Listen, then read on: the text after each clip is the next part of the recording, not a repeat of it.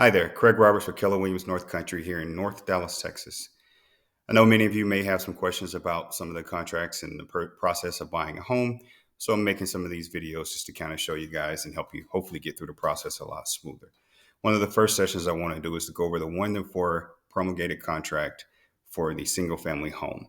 I will caveat this entire series by saying I am not an attorney and that this is for informational purposes only. So let's get started. So first question maybe is, how do I find the contract? So what you do is you just go to Trek, and then in the top corner up here in the search bar, you'll type in single family home, which you can see I've already done. So then once you hit search, it'll come up at the very top, 1 to 4 family residential contract resale. So you just click there, and we'll come up to the PDF. Obviously, you want to download the form. Go ahead and hit download, and then it'll pull up. From there, you type in your seller's name, John Doe and Jane Doe,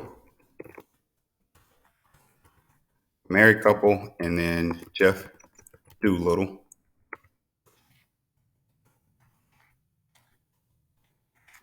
The buyer. And property, the bullet for property normally comes from your appraisal district or your tax collector's office or one of those legal documents or the deed itself. And you can get that, and let's just use lot 12, block A, in the city of Salina, Texas. And Salina's in Collin County, so we'll put Collin in here. And then here you normally put in your legal description. I won't type that in here, but it's normally pretty verbose, and it'll have quite a few words in there. Sometimes they even just use like the regular street address, like 12345 ABC Street. But for the most part, it's there. All your improvements or anything that's basically permanently installed, any accessories. So if you think about like a fireplace is permanently installed, you're not going to take that with you. So that's an improvement to the home. And then any kind of accessories or anything like that are going to be like your fireplace out back, maybe a fire pit or something that you just placed in the yard. Any of those things you have to disclose. And then in section D, which is very important for the sellers as well, also as well as the buyers to understand what's actually coming with the home. If there's any exclusions that the seller's wanting to hang on to. So they got mom and dad's chandelier that's been in the family 50 years. They would place that here in this block just to make sure that the seller or the buyer knows that it is not going with the purchase of the home.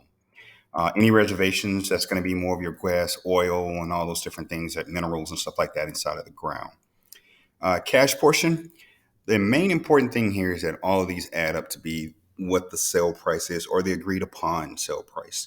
So for example, if the home was worth or being sold for $400,000 and they're putting down $100,000, financing the other $300,000 for a grand total of $400,000. So 100 plus 300 equals to 400. And then in this section here, section 4, any leases that are pertaining to the property. In particular, section A is a residential lease, where you actually have the owner actually has a tenant inside of the property, and the lease is still valid through the sale of the house. And then also for fixture leases. So for example, you're buying or you're leasing a water softener kit, security alarm system, solar panels, which are pretty popular right now. And then section C, there's going to be any natural resources. Some companies like AT&T and others will lease a section of property to put one of their antenna towers on. And this brings us to the end of our first session on the Texas single family homes. Please join us for the next episodes and like and share. Thanks.